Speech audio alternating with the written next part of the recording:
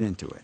Many talented people don't achieve as much success as they could, unfortunately, because they sit back on their talent and never learn to work hard. That's what happened to Michael Jordan when he first started playing basketball. He had the talent, but he wasn't putting in the work, and the coach actually cut him from the high school basketball team.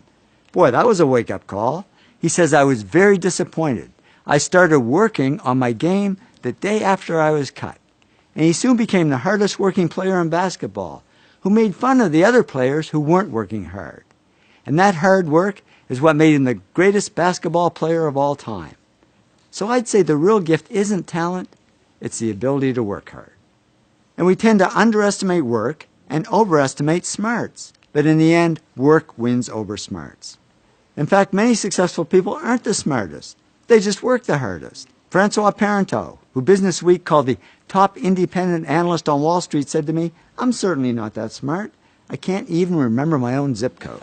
But he also says, work is a big part of my life. I think about investments pretty much 24 hours a day, 7 days a week.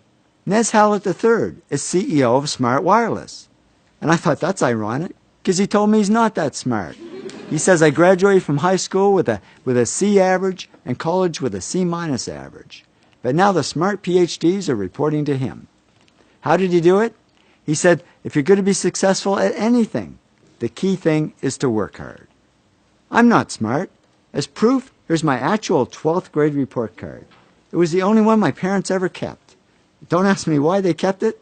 It's nothing to brag about. As you can see, I was a C student, not an A student. I don't think I'd even make it into college these days. So how did I achieve some success and wealth? I just worked hard. Many 60 to 80-hour weeks. And now I know I'm not alone. Thomas Stanley studied hundreds of millionaires, and he discovered most millionaires weren't A students, didn't score high on tests, and teachers didn't think they'd ever succeed. But they did succeed because they worked hard. So the good news is, if you're not the smartest, if you're a C student, not an A student, the really good news is you can still succeed. Because the word success has 2 C's and no A's. You can still succeed as long as you work hard. And what if you are smart? Well, I'm sorry, there's absolutely no hope for you. Because many smart people don't achieve as much success as they could, unfortunately, because they rest on their smarts and never learn to work hard. Yong Kim, president of Lucent Technology, says people who are the smartest sometimes don't realize their full potential because things get too easy, so they don't push themselves hard.